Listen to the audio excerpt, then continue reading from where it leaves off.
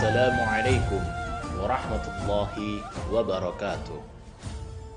Alhamdulillahi rabbil alamin, wabihi nasta'in, wassalatu wassalamu ala sayyidina Muhammadin wa ala alihi wa sahbihi ajma'in, amma ba'du. Segala puja dan puji marilah kita curahkan ke hadirat Allah Subhanahu wa ta'ala. Salawat dan salam tidak lupa selalu kita curahkan kepada junjungan kita, Nabi besar kita, Imamul Anbiya Muhammad Mustafa sallallahu alaihi wasallam, yang mana tanpa zatnya mungkin seluruh alam semesta tidak akan ada.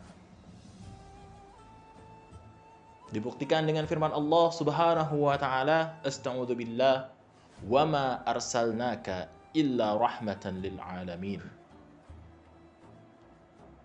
Tidaklah engkau aku utus, wahai kekasihku Muhammad sallallahu alaihi wasallam, kecuali untuk menjadi rahmat kepada seluruh alam semesta. Di dalam ayat ini secara tidak langsung Allah Subhanahu wa ta'ala telah menjadikan Rasulullah sallallahu alaihi wasallam sebagai simbol daripada kebesaran rahmatnya di seluruh alam semesta. Rasulullah sallallahu alaihi wasallam menjadi pokok dan menjadi inti daripada rahmat Allah Subhanahu wa ta'ala di alam semesta. Bagaimana tidak? Tanpa Rasulullah sallallahu alaihi wasallam, bagaimana dinul Islam ini bisa sampai ke tangan kita sampai hari ini? Bagaimana tidak? Jika tanpa Rasulullah sallallahu alaihi wasallam, tabi'in, tabi'in dan para alim ulama yang mengikutinya, kita bisa mengamalkan semua ubudiyah dan amaliyah yang kita lakukan sehari-hari untuk membuktikan keimanan kita kepada Allah Subhanahu wa ta'ala. Rahmat yang diberikan oleh Allah Subhanahu wa ta'ala kepada kita umat Islam begitu besar yang disimbolkan oleh Rasulullah sallallahu alaihi wasallam. Dan rahmat yang diberikan oleh Allah Subhanahu wa ta'ala pun sudah banyak sekali kita baca.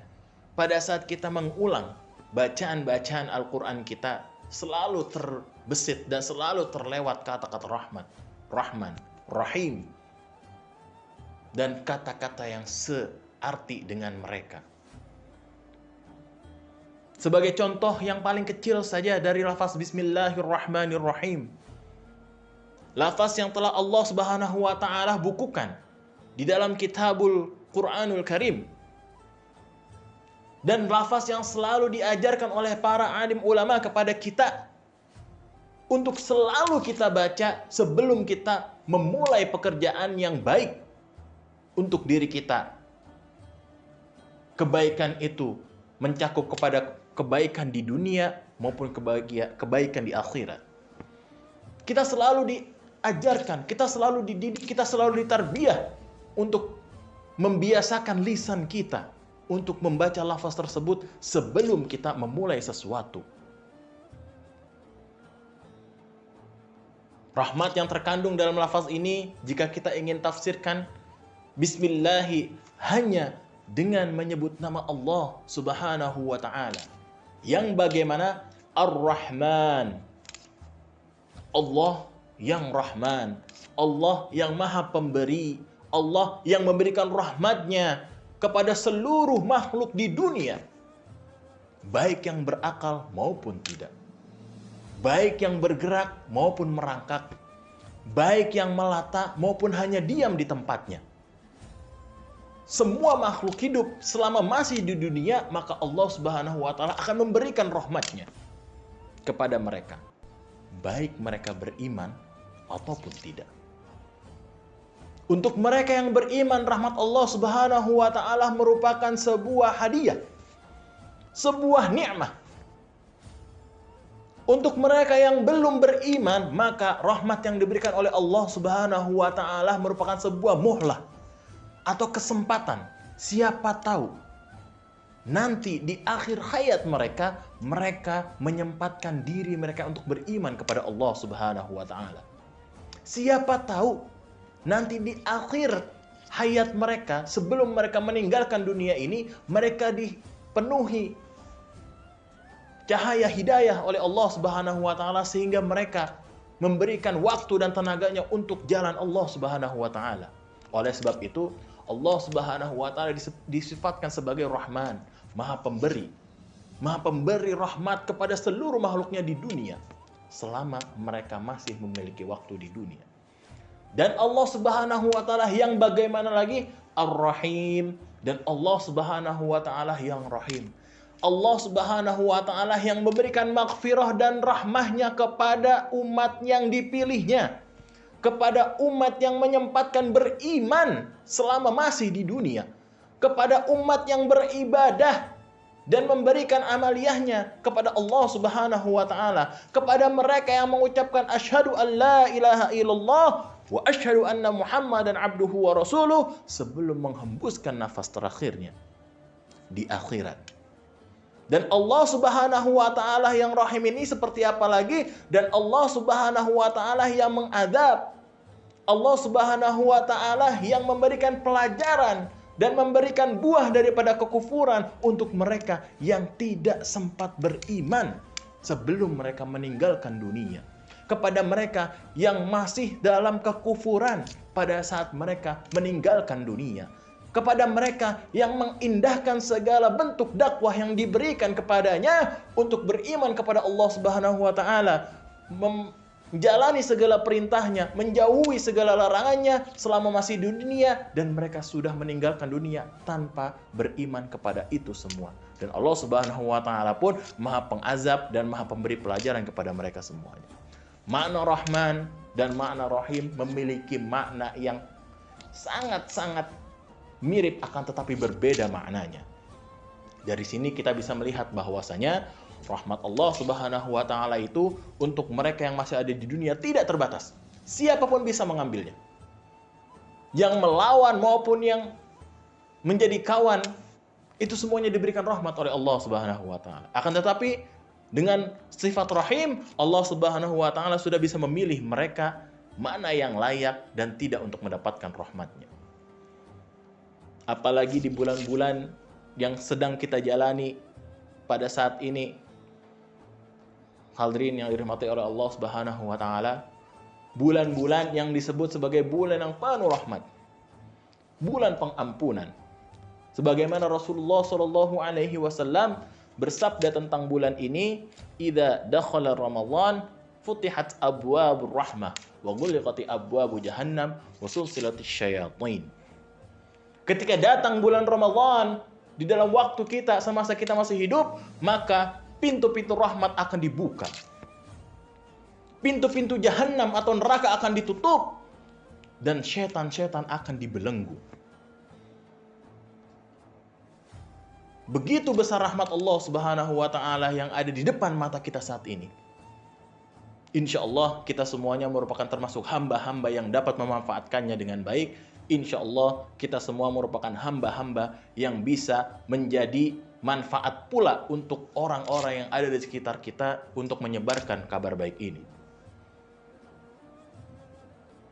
Tidak hanya di situ, hadirin yang dirahmati oleh Allah Subhanahu wa taala. Maghfirah dan rahmat Allah yang disimbolkan oleh Rasulullah sallallahu alaihi wasallam. Bagaimana Rasulullah sallallahu alaihi wasallam bisa menjadi simbol atas rahmat yang diberikan oleh Allah Subhanahu wa taala. Rasulullah dengan pengajarannya, dengan dakwah dan perjuangannya memberikan kita satu ilmu, satu warisan. Yang mana pada saat kita memegang teguh kepada warisan yang ditinggalkan olehnya, yaitu Al-Quranul Karim dan hadis syarif, maka insya Allah kita tidak akan tersesat di zaman yang penuh fitnah ini. Itu pun kita harus hitung sebagai rahmat yang diberikan oleh Allah Subhanahu wa taala kepada kita. Dan hasil daripada kita memegang teguh agama yang telah dicetuskan oleh Rasulullah sallallahu alaihi wasallam ini apa? Insya Allah nantinya di dalam kehidupan kita selama kita menjadi hamba, selama kita mentasbihkan diri kita sebagai orang yang selalu beribadah kepada Allah Subhanahu wa taala, tidak luput pula kita daripada kesalahan. Tidak luput pula kita daripada kekhilafan. Baik kesalahan atau khilafan yang kita perbuat kepada Allah Subhanahu wa taala maupun kepada orang yang ada di sekitar kita. Oleh sebab itu, Rasulullah Shallallahu alaihi wasallam pun selalu mengajarkan tidak hanya amal ma'ruf, akan tetapi lakukanlah nahi mungkar untuk menjaga supaya kesalahan-kesalahan dan kekhilafan tersebut bisa diminimalisir. Oleh sebab itu di sini kita disambut atau kita selalu diberikan satu kesempatan untuk berdakwah kepada seluruh orang yang kita kenal. Dengan rahmatnya yang diberikan oleh Rasulullah, yang diturunkan kepada tabi'in, yang diwariskan lagi kepada tabi'in, diwariskan lagi kepada alim ulama, sehingga semua tarbiyah tersebut bisa kita kumpulkan dan bisa kita sebarkan pula di zaman-zaman pada saat zaman seperti ini. Itu merupakan rahmat yang paling besar yang bisa kita dapatkan. Dan pada saat kita semua memegang hal tersebut, baik beriman kepada Allah Subhanahu wa taala, menjalani segala perintahnya, menjauhi segala larangannya, menyisihkan sebagian harta kita di jalan Allah Subhanahu wa taala, berbuat baik kepada sesama manusia, dan memperbaiki hubungan kita kepada Allah Subhanahu wa taala, insyaallah maghfirah Allah Subhanahu wa taala pun akan turun kepada kita sebagai pengampunan sebelum kita masuk ke fase yaumul qiyamah, pada saat kita akan berhadapan dengan seluruh amal ibadah kita selama masih di dunia. Jadi banyak sekali manfaat apabila kita ingin menarik makna daripada rahmat yang diberikan oleh Allah Subhanahu wa taala selama kita masih di dunia. Dan apakah ada pengecualian daripada manusia atau makhluk-makhluk atau umat-umat yang tidak diberikan rahmat oleh Allah Subhanahu wa taala selama masih di dunia? Rasulullah sallallahu alaihi wasallam bersabda, "La yunza'ur rahmah illa min syaqiyyi." Tidak akan diputus rahmat kepada seluruh umat manusia kecuali kepada mereka yang celaka. Kepada mereka yang sudah didatangi untuk berdakwah, kepada mereka yang sudah diundang untuk beriman kepada Allah akan tetapi mereka tidak beriman. Kepada mereka yang sudah diingatkan untuk salat akan tetapi tidak melaksanakannya. Kepada mereka yang sudah diingatkan untuk menyisihkan sebagian harta mereka akan tetapi mereka tidak melakukannya. Kepada mereka yang telah diingatkan untuk beribadah puasa di bulan Ramadan akan tetapi mereka lalai untuk menjalankannya. Maka untuk mereka insyaallah rahmat Allah Subhanahu wa taala akan terputus karena perbuatan dan pilihan yang mereka pilih sendiri. Oleh sebab itu, hadirin yang dirahmati oleh Allah Subhanahu wa taala, marilah kita semuanya mulai berintrospeksi kepada diri kita masing-masing. Bagaimana kita bisa menjadi layak untuk mendapatkan rahmat Allah Subhanahu wa taala? Bagaimana kita bisa merengkuh maghfirah yang dijanjikan oleh Allah Subhanahu wa taala kepada hamba-hambanya yang mengikuti jalannya? Sekian dari saya, semoga bisa bermanfaat untuk kita semuanya. Wabillahi taufiq wal hidayah, wa ridha wa inayah. Tsumma assalamu alaikum warahmatullahi wabarakatuh.